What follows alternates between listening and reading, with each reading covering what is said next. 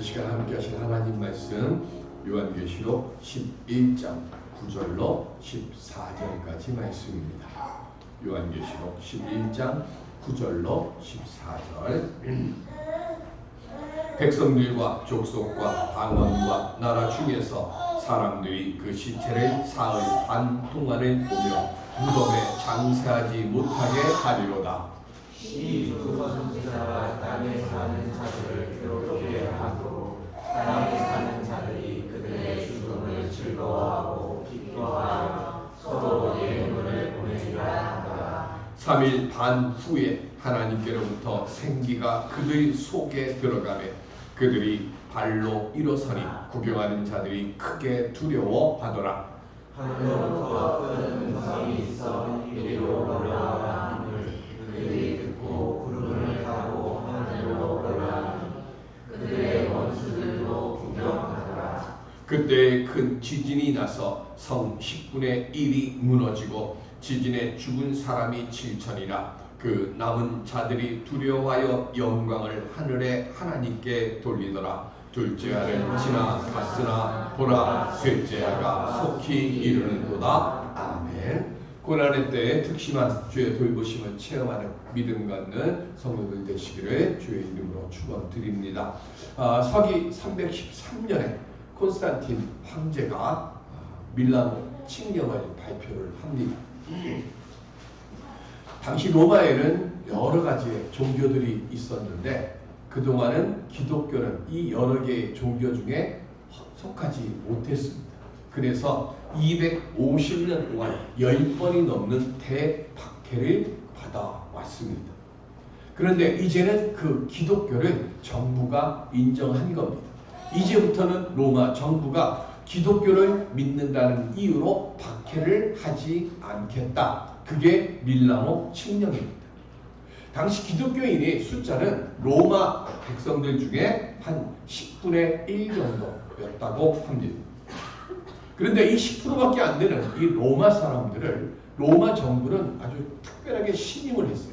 어느 정도 밀라노 칙령 이후에 신임을 하는가 하면 나라에 흉년이 들거나 이방 족속들이 군대가 쳐들어와서 어려움을 당하게 되면 굶어 죽는 사람들이 많이 생기잖아요. 그러면 그 굶어 죽는 사람들에게 굶어 죽지 않도록 식량이라든가 돈이라든가 여러 가지의 물질들을 갖다 줘야 되는데 그 역할을 기독교인들에게 부탁을 합니다. 그래서 혼란의 시기에 가장 믿을 만한 사람 하면 그 당시 로마 사람들은 누구를 떠올리는 거예요? 기독교인들. 그 정도로 그 당시에 로마 사람들에게 인정을 받았습니다. 박해의 시대 때 기록되어 있는 로마의 문서에 보면 기독교는 참 이상하다. 2명을 죽이면 4명의 그리스도인이 생긴다. 10명을 죽이면 20명의 그리스도인이 생긴다. 저들은 죽일 때마다 배로 늘어난다 하는 게 문서에 기록되어 있어요. 예수 믿고 출세하고 복받고 부자된 사람을 보면서 부러워한 게 아니라요. 복음 때문에 핍박을 기꺼이 받아들이는 그 사람들을 보면서 부러워하는 거예요. 그 믿음이 있었기에 10번의 대환난을 거쳐서 공인되고 그리고 서기 380년에 테오도시우스 황제가 드디어 기독교를 국교로 인정하게 됩니다. 시대가 변했습니다. 2021년 주요 종교 호감도 그리고 종교 효능감 조사 결과 조사도 참 많은 것 같아요. 그거를 한국 리서치가 했고요. 그거를 발표를 했습니다. 그런데 우리 교회 다니는 사람들이 스스로 생각하는 우리 교회에 다니는 사람들의 호감도는 얼마쯤 됩니까? 했더니 71.2%가 스스로 호의적이다라고 생각한다고 대답을 했어요. 그런데 타종교나 무종교인들은 어떻게 생각하는가 하고 봤더니 타종교는 한 20%, 그리고 종교를 갖지 않는 사람들은 30% 초반대 호의적인 모습을 가졌다라고 했습니다. 왜 세상에 지금 교회 그리고 우리 기독교인들을 이렇게 봤을까요? 대답은 하나입니다. 매력을 교회가 잃어버렸다는 거죠. 왜 잃어버렸을까? 복음의 본질을 잃어버렸습니다. 초대교회 때는 돈의 가치가 큰 세상에서 핍박을 받더라도요, 절대로 불의와 타협하지 않는 믿음을 지켰어요. 그래서 그 믿음의 모습 때문에 세상 사람들이 기독교인들을 매력적으로 바라봤습니다. 어느 정도까지 바라보고 역사가 일어났을까요? 사도행전 2장 47절 시작. 하나님을 찬미하며 또 온 백성에게 칭송을 받으니 주께서 구원받는 사람을 날마다 더하게 하시니라. 아멘. 세상에 누구 뭐 스타가 있고요, 무슨 부자가 있고, 무슨 뭐 잘 나가는 사람이 있고, 출세한 사람이 있고, 그래서 교회가 뭐가 된 게 아니라 내세울 거는 하나도 없어요. 그런데 복음 안에서 한 마음으로 모이기를 힘쓰니까 구원받는 사람들이 더해지는 거예요.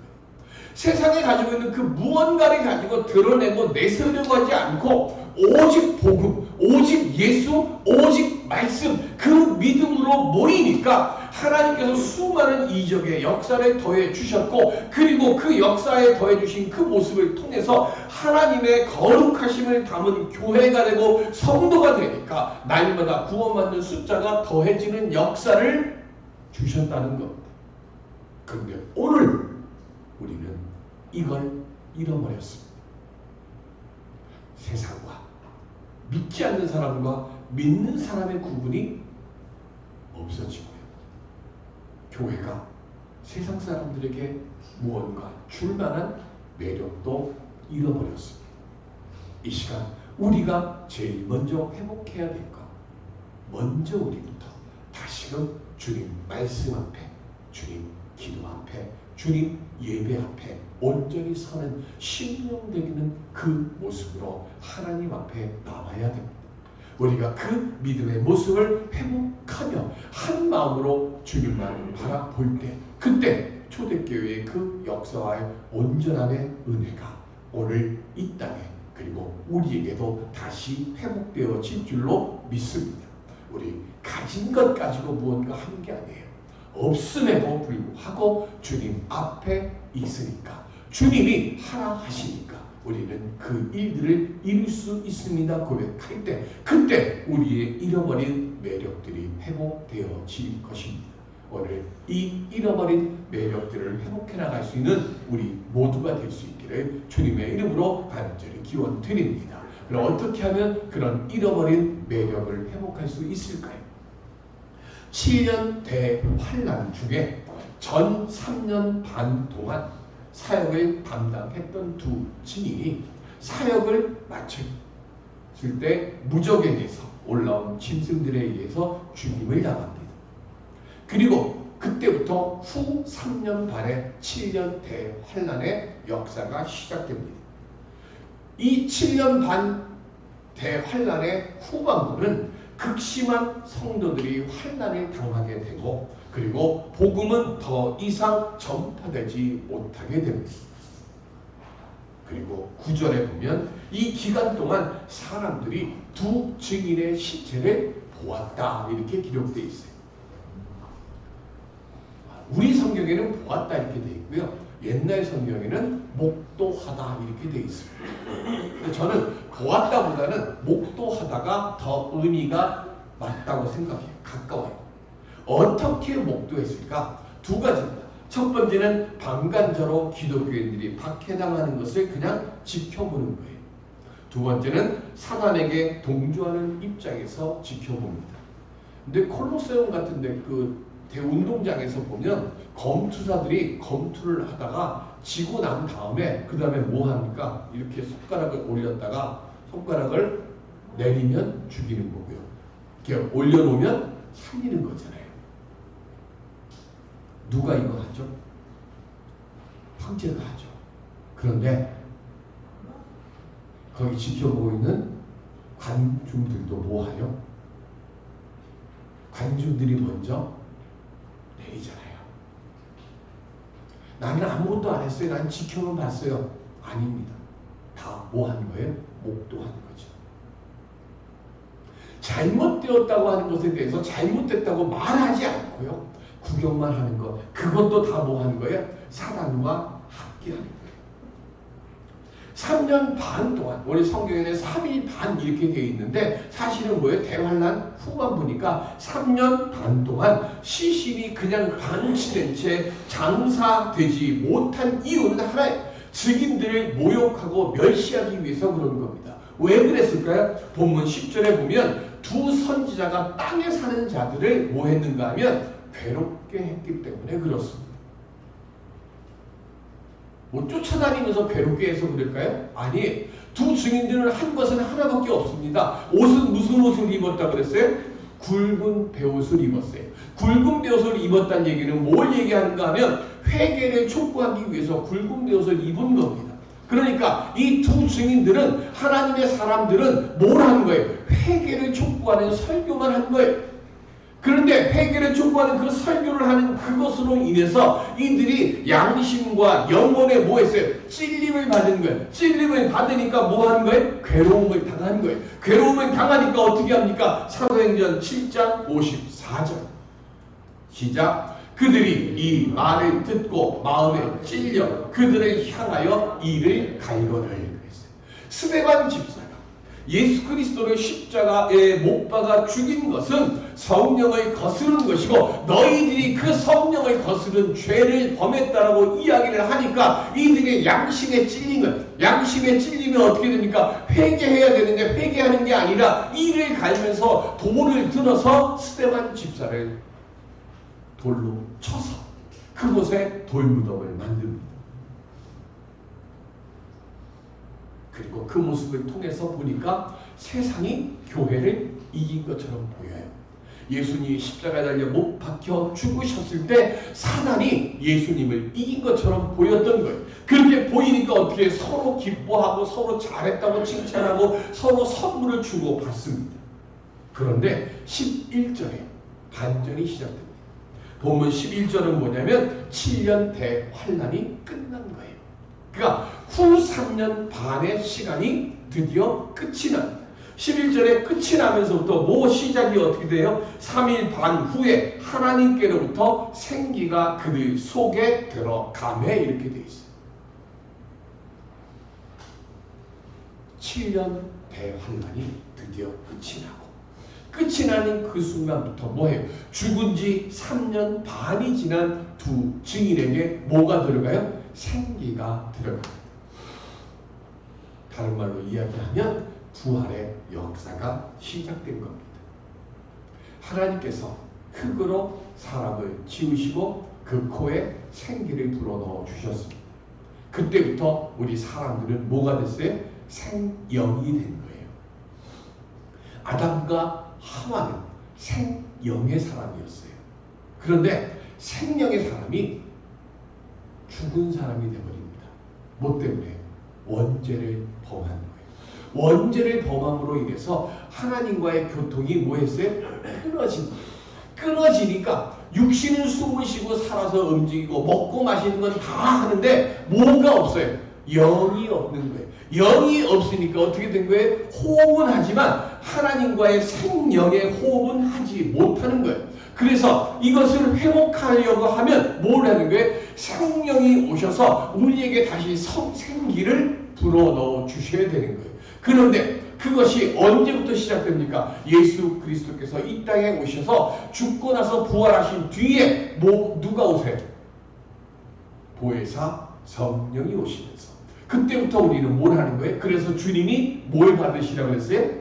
성령 충만함을 받으라고 말씀하시는 거예요. 성령 충만함을 받아야 우리는 다시 뭐로 갈 수 있는 길이 열리는 거예요? 생명으로 갈 수 있는 길이 열려지는 겁니다.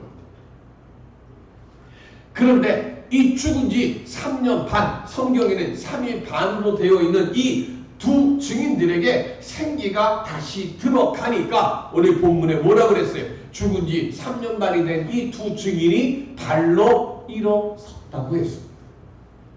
이게 뭘 뜻하는 걸까요? 에스겔 37장 5절. 에스겔 37장 5절. 시작. 주 여호와께서 이 뼈들에게 이같이 말씀하시기를 내가 생기를 너희에게 들어가게 하리니 너희가 살아나리라. 아멘. 마른 뼈의 골짜기에 가득한 뼈를 보고 하나님이 에스겔에게 물으시죠. 이들이 살아나겠느냐? 에스겔이 주님이 하실 일입니다. 그러니까 하나님이 말씀하시잖아요. 생기를 이 마른 뼈가 가득한 골짜기에 불어넣어 주셨어요. 그랬더니 어떤 일이 일어납니까? 살이 덧입혀지고 힘줄이 생기고 핏줄이 생기고 뼈에 몸이 만들어지더니 일어나서 하나님의 큰 군대를 이룹니다. 반모섬의 요한은 지금 에스겔 37장의 이 말씀을 배경으로 환난 가운데 순교당한 자들이 첫 번째고, 두 번째는 육체의 죽음으로 인해서 믿음을 가지고 있는데 영적 이스라엘인데 육체의 죽음으로 인해서 이제 하나님께로 갔던 그들이 하나님의 권능으로 말미암아서 그리스도를 따라서 죽음에서 부활하는 그 모습을 상징적으로 기록한 것이 12절의 말씀이에요. 이 모습을 보고 이 땅에 거하는 사람들이 뭐했어요? 두려워했다고 말씀합니다.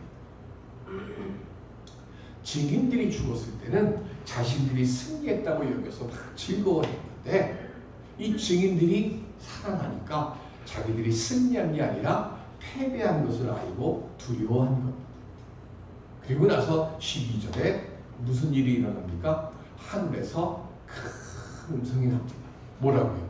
이리로 올라오라. 그리고는 어떤 일이 일어납니까? 음성을 듣고 올라가는데 그냥 올라갈 수 없잖아요. 어떻게 올라갔어요? 구름을 타고 올라갑니다. 왜 구름을 타고 올라갔을까요? 구름은 영광과 승리를 상징하는 거예요. 부활하신 예수님께서 하늘로 승천하실 때 어떻게 올라가셨어요? 구름 타고 올라가셨습니다. 그리고 그 구름 타고 올라가시는 주님을 바라보는 제자들에게 옆에 있던 두 흰옷을 입은 사람들이 뭐라고 얘기합니까? 뭘 그렇게 보느냐? 너희들이 본 것처럼 다시 이 땅에 주님이 오실 것이다. 본 것처럼 다시 올 것이라는 얘기는 뭐예요? 구름 타고 올라가신 주님이 뭐하고요? 구름 타고 다시 오실 것이다라는 얘기예요. 즉 부활하셔서 승천하실 때와 이 세상을 다스릴 때 재림하신다는 얘기는 하나님의 영광과 하나님이 주시는 승리를 안고 이 땅에 다시 돌아오신다는 거예요. 이렇게 승천할 때 아무도 모르게 올라가는 게 아니라 뭐라 그러세요? 원수들이 보는 앞에서 올라간다고 했습니다. 그 후에 어떤 일이 일어나요? 오늘 본문 13절에 보면 큰 지진이 나고 성 10분의 1이 무너지고 그 지진에 7,000명이 죽었다고 했습니다.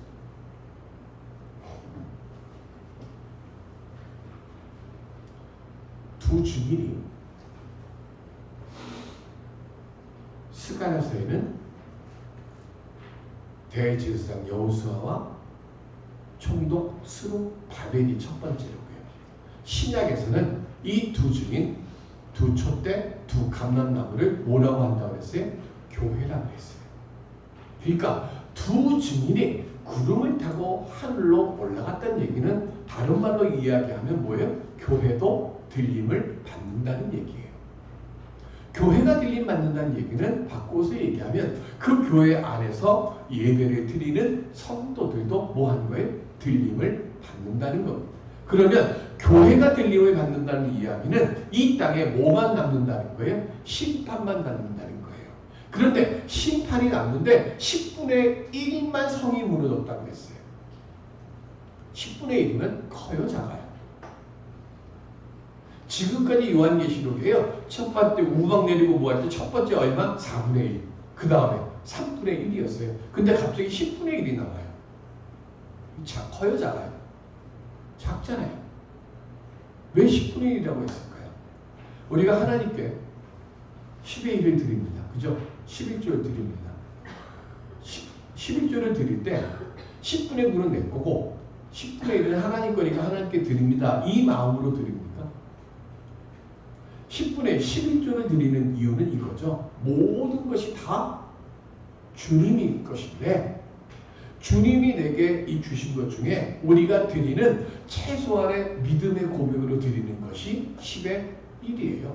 나머지 10분의 9도 내 것이 아니라 주님이 내게 맡겨주신 거예요. 우리가 큰 믿음으로 드리는 거예요. 그러면 성의 10분의 1이 무너졌다고 하는 이야기는요. 성의 10분의 1, 그 10분의 1조각 이걸 얘기한 게 아니라요. 모든 것을 지금 뭐 한 거예요? 다 무너뜨리는데 말로 표현할 때는 10의 1이 무너졌다는 얘기예요. 또 몇 명이 죽었다고 그랬어요? 7,000명이 죽었다고 그랬어요. 엘리야가 갈멜산 소리를 마친 후에 이세벨이 뭐라고 그랬어요? 내가 엘리야를 반드시 죽이겠다고 그랬어요. 그 말을 듣고 엘리야가 겁이 먹어서 도망갑니다. 어디까지 갑니까? 호렙산까지 갑니다. 그리고 그 호렙산 동굴에서 하나님을 만납니다. 그리고 하나님이 묻습니다. 네가 왜 여기에 있느냐? 그랬더니 엘리야가 뭐라고 얘기를 합니까? 하나님을 열심히 믿는 선지자들을 아합과 이세벨이 다 죽여서 이제 나 하나 남았는데 이제 하나 남은 나까지도 죽이려고 합니다. 몇 번 얘기해요? 2번 얘기해요. 반복해서 하나님이 물을 때 한 번 물은 게 아니라 계속 물으니까 계속 그렇게 얘기를 해요. 그때 하나님이 뭐라고 얘기를 하셨어요? 열왕기상 19장 18절 시작. 그러나 내가 이스라엘 가운데 7,000명을 남기리니 다 바알에게 무릎을 꿇지 아니하고 다 바알에게 입맞추지 아니한 자니라. 아멘. 7,000명을 뭐 했다고요? 남겨놨대요. 하나님이 하나 둘 셋 넷에서 7,000명 세서 그렇게 하셨을까요? 여러분들 7은 무슨 숫자라고요? 완전 숫자. 이스라엘 사람들에게서 많다는 뭐예요? 1,000. 그러면 7,000 뭐예요? 충분히 많다 이 뜻이에요. 그러니까 하나님이 무슨 뜻이에요? 바알에게 대적하고 바알에게 이 땅이 넘어가지 않도록 이 땅을 지킬 수 있는 신실한 하나님의 사람들은 뭐예요? 충분히 많이 남겨놨으니까 그렇게 너만 남았다고 염려하지 않아도 돼 그 뜻이에요. 그러면 지금 요한이 말하는 7,000명이 죽었다고 하는 이야기도 마찬가지로 돌이켜서 이야기하면 뭐예요? 충분히 많은 사람들이 죽었다는 그 뜻이에요. 그런데 아직도 그렇게 많은 사람들이 죽었음에도 불구하고 아직도 살아남은 사람들이 많아요. 그 많은 사람들이 어떻게 합니까? 13절 맨 뒤에 그 남은 자들이 뭐 했어요? 두려워해서 영광을 하늘에 하나님께 돌리더라 그랬어요. 이게 뭐냐면 오해를 불이키는 말이에요. 이 남아있는 이 사람들이 하나님께로 돌아왔다라고 오해할 수 있는 말이에요. 아까 말씀드렸어요. 두 증인이 죽고 하늘로 올라갔다는 이야기는 다른 말로 얘기하면 누가 올라간 얘기라고요? 교회가 올라간 거예요. 우리가 올라간 거예요. 우리가 올라갔으면 지금부터는 무슨 때가 없어요. 뭐가 없어요? 회개의 때가 없는 거예요. 이미 뭐 한 거예요? 지금 두 증인이 하늘로 올라가는 그 순간 이제는 뭐만 남은 거예요? 심판만 남은 거예요. 심판만 남은 그 사람들에게 이미 회개의 때가 지나간 거예요. 그걸 뭘 얘기할까요? 출애굽할 때 하나님께서 애굽에 재앙을 내리셨습니다. 7번째 재앙이 무슨 재앙인가 하면 우박의 재앙입니다. 우박의 재앙을 받은 바로가 이렇게 얘기합니다. 출애굽기 9장 27절 시작. 바로가 사람을 보내어 모세와 아론을 불러 그들에게 이르되 이번은 내가 범죄하였노라. 여호와는 의로우시고 나와 나의 백성은 악하도다. 바로가 회개했어요. 그죠? 회개했죠? 맞습니까? 회개 안 한 거죠. 뭘로 알아요? 10번째 재앙 내릴 때까지 안 보내잖아요. 그리고 10번째 제안 맞고 보낸 다음에 그 다음 어떻게 해요? 아까워서 다시 군대를 또 보냈잖아요. 안 죽어도 될 사람들을 그래서 죽임 당하게 하잖아요. 자기 입으로 하나님은 의롭고 나는 범죄했다고 이야기했지만 그는 하나님의 백성은 되지 않은 거예요. 끝까지 하나님께 대적했고요. 그리고 끝까지 내 것을 지키려고 애를 쓴 거예요. 땅의 사람들도 마찬가지예요. 이들이 지금 하나님께 영광을 돌렸다는 이야기는 이들이 정말로 회개하고 하나님께 돌아온 게 아니라 이럴 줄 알았으면 나도 하나님 믿을 걸 후회하는 그 얘기를 지금 영광을 돌렸다고 표현한 거예요. 만나교회 김병선 목사님하고 몇몇 목사님들이 CBS 방송국에서 특별 대담을 하기 위해서 모였습니다. 근데 그 주제를 가지고 이야기를 하는 중에 그 참석했던 목사님 중에 한 분이 이렇게 얘기를 하더랍니다. 목사님, 사람들이 문제를 더 이상 교회에 가지고 오지 않는다는 것이 문제입니다. 무슨 얘기예요? 하나님께 기도 드려봐야 소용없다 하는 거예요. 근데 돌이켜보면 뭐냐면 기도를 하지 않으니까. 내가 하나님께 목숨 걸고 기도해 본 적이 없으니까 기도해봐야 소용없다 이렇게 되는 거예요. 어떤 글에 얼마 전에 올라온 글입니다. 강원도 체북당 진부령 정상에 교회가 하나 있습니다. 우리 교단 교회는 아니고요. 교회 이름은 선돌교회입니다. 그런데 이 선돌교회에 젊은 목사 가정이 이제 목사님이 부임을 했어요. 큰 딸은 그 마을 안에 있는 홀리 본교라고 하는 학교를 다녔고요. 작은 아들은 6살이라서 학교를 가지 못하니까, 근데 그 학교에는 어린이집을 할 수 있을 만한 것이 안 되니까 거기서 좀 떨어진 인제군 북면 용대리에 있는 어린이집을 다니는 거예요. 그런데 어린이집을 갔다 온 이 막둥이가 심각한 얼굴을 하고 엄마에게 물어요. 엄마 베트남 사람이지? 그러니까 엄마가 깜짝 놀라가지고 아니 엄마 대구 사람이야 그런 얘기를 한 거예요. 근데 애가 왜 갑자기 베트남 사람이냐고 물었는가 하고 나중에 확인을 해보니까 그 어린이집에 5, 6세 반의 아이가 모두 10명인데요. 9명 엄마가 베트남이고 한국 사람은 엄마 자기가 하나예요. 그러니까 이 애가 뭐냐면 우리 엄마도 베트남 사람이면 좋겠다는 거예요. 대한민국에 있는데 한국 엄마는 1명, 베트남 엄마가 9명.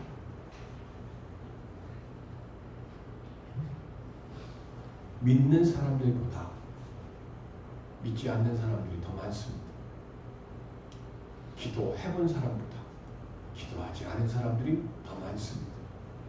하나님의 능력을 체험한 사람보다 하나님의 능력을 경험하지 못한 사람들이 더 많은 세상에 살아가고 있습니다.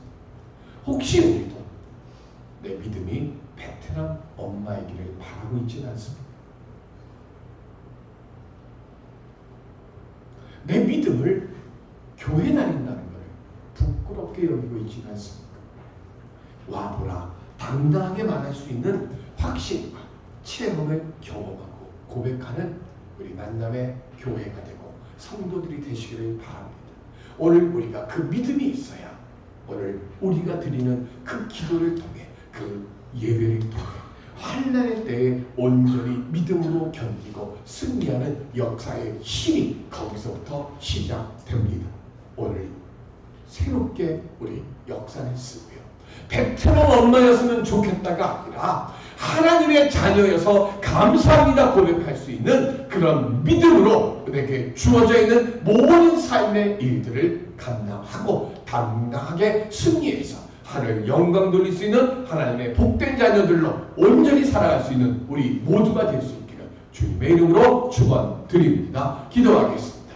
주님 앞에 간절함으로 나아가고 아버지 하나님 우리의 손에 주님이 주시는 감사의 응답의 열매들이 맺혀지고 그것을 꼭 쥐고 세상을 살아가는 그래서 승리하는 주님의 자녀들 되게 해 주시옵소서. 감사하며 예수 그리스도의 이름으로 기도드립니다. 아멘.